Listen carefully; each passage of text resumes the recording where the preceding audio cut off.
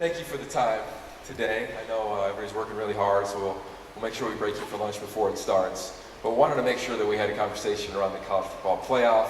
We have the man who's the face of the CFP, Bill Hancock. Thank you for joining us today. You're retiring after this season. I know you're still going to be helping out for the course of the next year. Of course, Rob Mullins, athletic director at Oregon, but also the former chair of the committee. And Rick George, you were just there on the committee, and of course, Colorado's athletic director. So I wanted us to have a fluid conversation around the CFP. Of course, it's expanding. So can we just touch upon that? Of how do we finally get here? Can we speed it up to do this year, please? I know we can, but take us inside how that process went down, if you can. It took a while. We really started when we had a meeting on the day of the championship game in San Jose, when a couple of the university presidents who are our board said, you need to look at a new format. Let's see if there's some better way. And so from then up until September of last year, the discussions were happening, research was being done, and Yogi, it came down to one word: participation. If you want to know why the CFP expanded, it was because of more participation. And it's going to be really exciting. We're all fired up about it. Hey, can I give a commercial while we have these two guys here? Yeah, please. They gave so much of their time to the selection committee through their 3 years for both of them on the committee. It was remarkable. And I don't think anybody realizes how much time they spend evaluating during the week, and of course, coming to Dallas every week for the rankings. That they really need to be congratulated and praised, because we owe them a lot. And we have a new member from the Pac-12. Yes, Jen Cohn, she'll be joining this year from Washington. That'll be incredible to add her to the community there. Rick, you took Ted Robinson, my broadcast partner, and I kind of inside what it's like to prepare and study. Can you share with the audience what it's like to be a member of this committee and the work that you have to do? Well, just being a member of the committee is one of the biggest highlights of my career.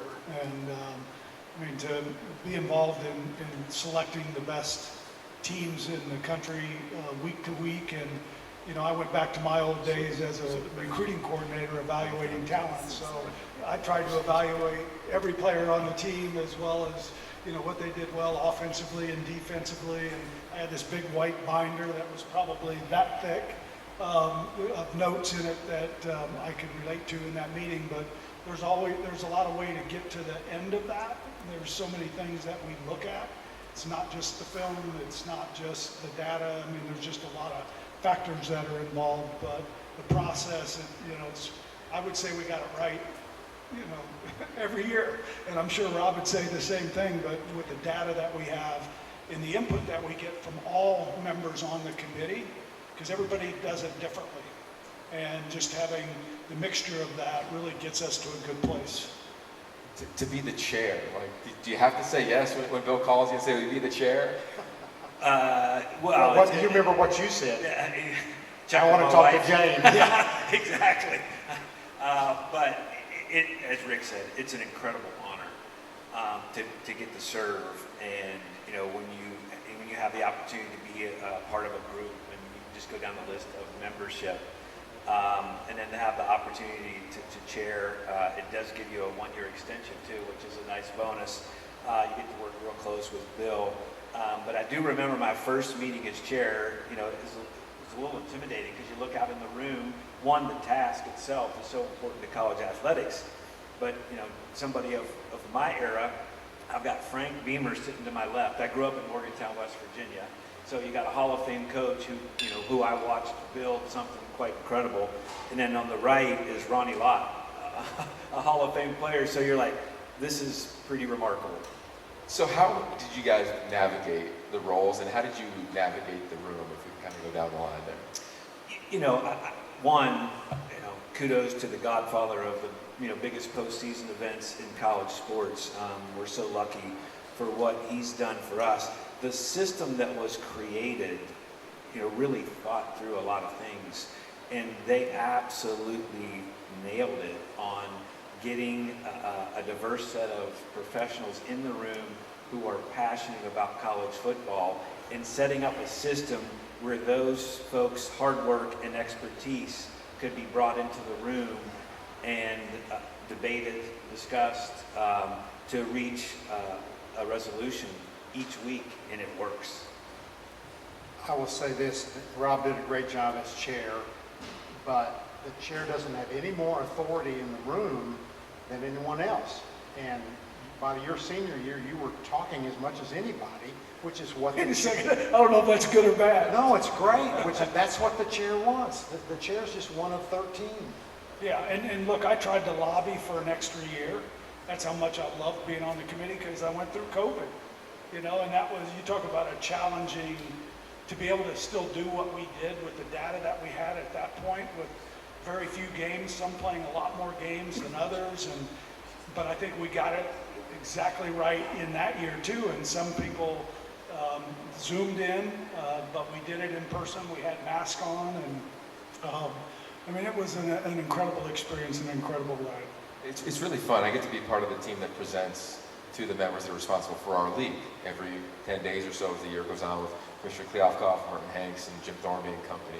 And you really see how much homework all the members do. And to share with the audience that may not know, is you as a committee member, you had your leagues that you had to be dialed on. So what was that like for you? You have a day job that, oh, by the way, is pretty big, and you had to hire a head coach last year to navigate that water. Well, that wasn't a lot of fun, trying to hire a head coach, being in Dallas, sequestered for two nights, but we did it. But yeah, the great thing about this committee is we don't have any leaks. We never have had a leak, and because the integrity of the people in that room, it's so important to them that they honor that tradition of how we talk about this. So I know every time I was on the plane, I could finally talk to the person sitting next to me on the way home, because Gary Barta was at the podium saying, okay, here's the selections, and here we go. But, it was just, like I said, a great experience. As the chair, you're also the one who takes a lot of the vitriol, right? Like, you're that face, as you referenced. I would not want that job. Always curious, like, how did you prepare for that? Because it's a few questions, but man, it seems like it's coming at you. Yeah, I think Bill really hit on it. The preparation starts in making sure that the dialogue happens in the room. So, really the preparation comes through the detailed discussion and how people are analyzing the teams for the 2 days that you're in there doing the rankings. And then afterwards, you kind of summarize, and you do have to realize, that you're speaking for 13 people, not for one. And you can anticipate some of the questions, but not all the questions. And one of the beauty of this sport is there's a lot of passion. And so, I would get a lot of emails from fan websites of certain schools in certain years. What was it like when your school was in the conversation, but you have to recuse yourself? There's a recusal policy that if you're associated with that school, or you get paid by that school, or you have a relative that works at that school, you can't be in the room when they talk about that school. But you went back to a university that oftentimes in the CFP dialogue. Yeah, well, so when you're recused, you're just out there eating the bacon and the snacks. So, and you can be out there for a long time. So, your mind starts to wonder what's going on in there. But again, the system is set up, the integrity of the system is so important. And Bill and the team have done such a great job through mock selections, through really being transparent about how the process works, that people begin to understand that, for the integrity of the system, you're not weighing in when your school or anything that you have a close affiliation with is being discussed. And this is a great point, Bill, and for everybody in the media, you should try this if you haven't, but you open it up where members of the media can come down to the hotel and literally sit in the chair. Remember, I was there, I got to pretend I was you for a day and a half, which was amazing. But why did you create that process for members of the media to come in and really live it and have to vote and go through the recusal policy, etc.? We do want to lift the curtain. And by the way, if there's any reporters here who would like to attend the mock exercise this fall, contact Brett Daniels from our communications staff or me, and we'll try to find a spot for you.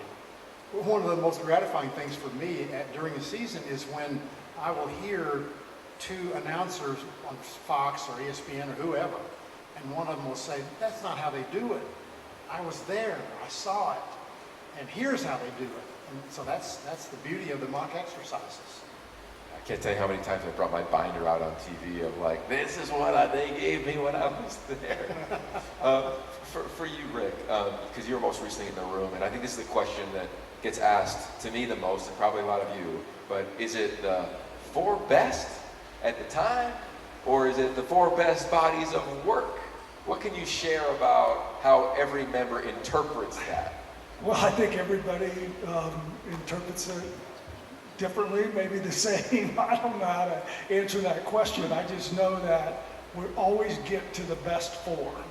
And that's something that when we scrub it, when we work on it, you know, because we go to bed Monday night and have an idea, but we go back the next morning and we scrub it.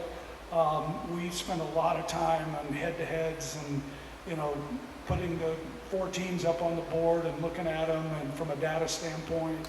And, you know, we just always find the 4.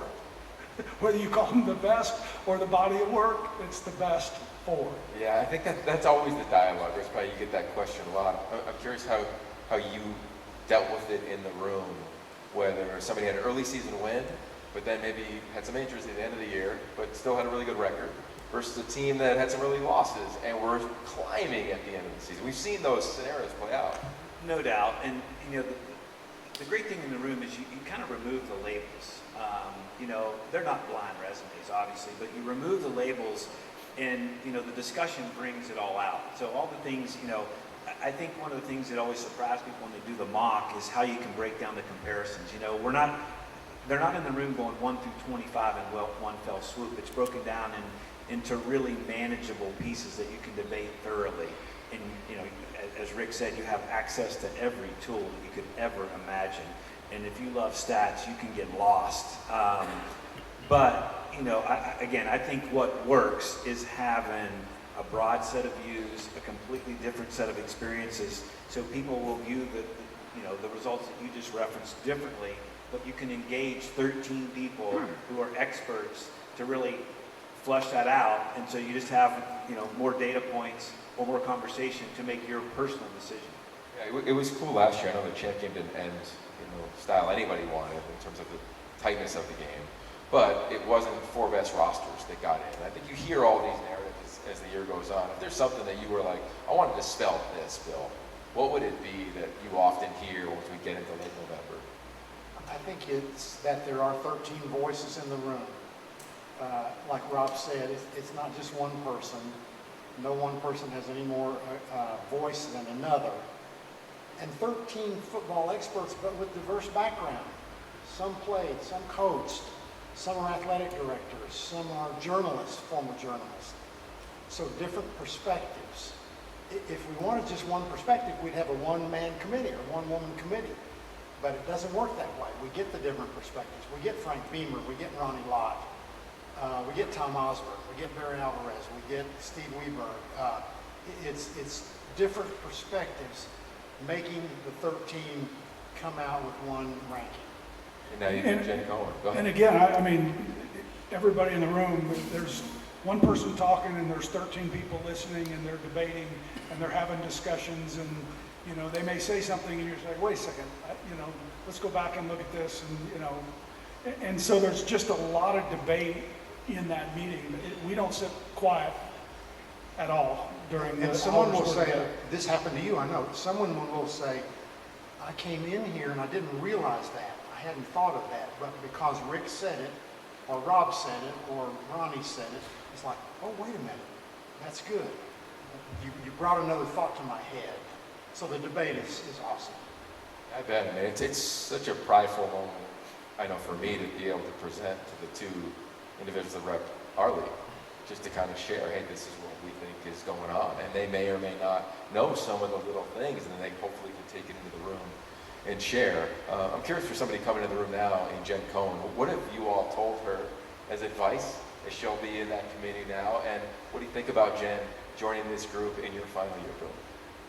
Well, we're delighted to have Jen on the committee. She's going to bring a great voice of experience with the game, and she's so reasonable. She's a good debater. We're very excited to have her on the committee. I would be curious as to what advice you've given her. Yeah, I mean, she's going to be an outstanding member. Obviously, she's got tremendous experience. The only thing I shared was similar to what Pat Hayden had said to me is it does take a lot of time, and you better be prepared because everybody in that room is going to be thoroughly prepared and ready to present and be ready to vote because it's extremely important, and she'll be outstanding. Same thing. I mean, you got to do your homework. You got to be prepared when you go into that room because if you're not, you're going to get exposed because we're all having those conversations. But the other thing, which won't be hard for Jen to do, is speak up.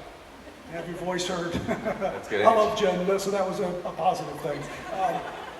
Bill, any chance we open up the doors, reality show, camera, documentary?